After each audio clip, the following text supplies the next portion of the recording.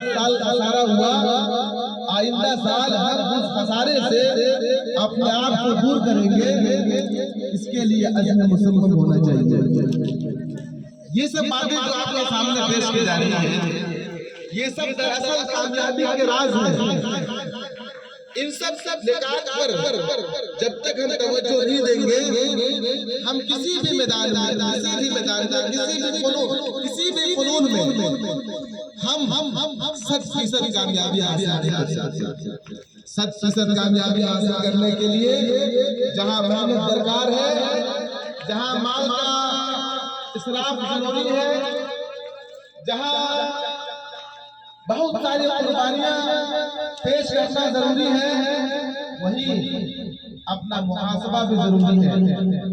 अपना मुहासबा भी जरूरी है कि हमने इस साल क्या गवाया, हमने इस साल क्या खोया, इस साल हमने क्या नई चीज सीखी, इसका बिल्कुल मुहासबा होना चाहिए।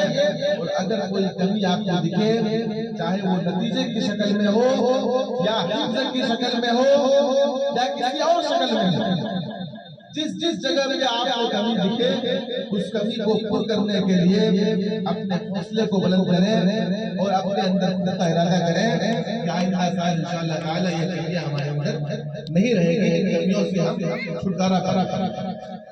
ये बहुत अहम बात थी जो मैंने आपके सामने बताई।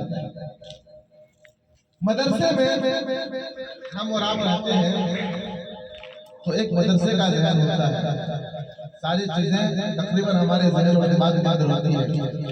लेकिन जब हम घर जाते हैं और घर जाने के बाद हम उन बच्चों की सोहबत में रहना शुरू कर देते हैं जिनका कोई प्यारी जिंदगी नहीं है, जिनका कोई मुस्तक़बिल नहीं है, जिनकी कोई पुरानी नहीं है, बल्कि यूं ही वो अपनी जिंदगी को जानवरों की तरह बिताता है, गुजारता है। जब हम ऐसे बच्चों के साथ होते हैं और उनकी सोहबत में रहते हैं, तो हमारे ज़हन और दिमाग से धीरे धीरे इल्म का फैलाव होने लगता है। इल्म जो है और जो चीजें हमारे ज़हन के अंदर महफूज थी, वो चीजें हमारे ज़हनों से निकलने लगती है।